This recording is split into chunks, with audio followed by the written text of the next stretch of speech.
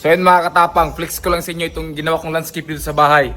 Ngayon nagmumukha ng parang resort yung bahay kasi dati wala tong kadisin-disin dito. So may nabili akong halaman. So ito yung halaman na nabili ko. Ayan. Alam niyo ba kung magkano bili ko dyan kada isa? Ang bili ko dyan 5,000 kada isa. Di ko alam kung lugi ba ako or sila yung lugi kasi ang benta talaga dito na sa may-ari 8,000 kada isa. Sabi ko bibili ako ng marami. So ang bayad ko lang is 5,000 kada isa. So ito yung halaman na nabili ko. Ayan. Malaki na kasi bumili ako diretso ng malaki para di na mag-aantay kung kailan lalaki. So pinalinisan ko na rin yung yung fish pan. So ito yung isda na nabili ko. Hindi ito So ang laki na Nabili ko to yung magkano yun? 30,000 yun Set na to Set. Laki niya 5 sana to, buntis yan Hindi ko alam kung sino aman yun. So namatay yung dalawa kasi nag-run out dito. So hindi ginaya, nagpaalam naman siya sa akin. So ito yung itsura ng bahay ngayon na meron ng mga puno na halaman. Puno na halaman So ayan tignan nyo yung itsura ngayon ng bahay natin, di ba?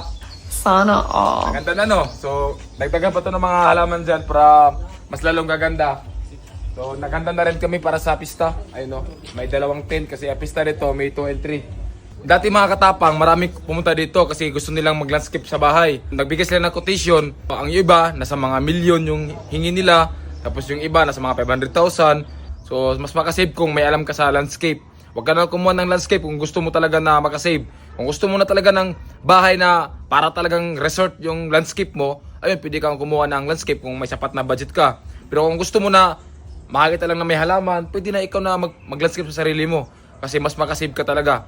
So tignan nyo to. Ang gastos ko lang dito wala pang 100,000. Ang ganda na tignan, 'di ba? So konti na lang lalagyan mo na ng mga malilit na mga halaman.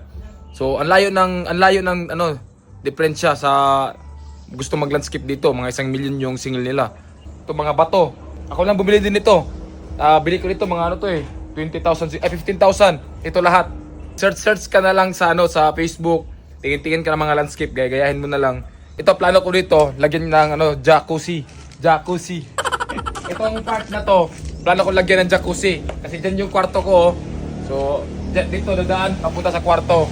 So, pag gusto ko maligo, mayroong jacuzzi dyan Hindi naman siguro lahat ng landscaper malaki yung singil. Siguro naka-timing lang ako ng mga landscaper na medyo malakas maningil.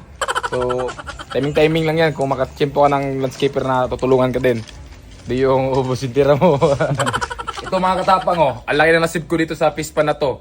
Ano na to, sahod ko dito, arawan lang, hindi pinakyaw. Kasi kung sa iba, ang laki ng singil nito, kung ipapakyaw nila to, talagang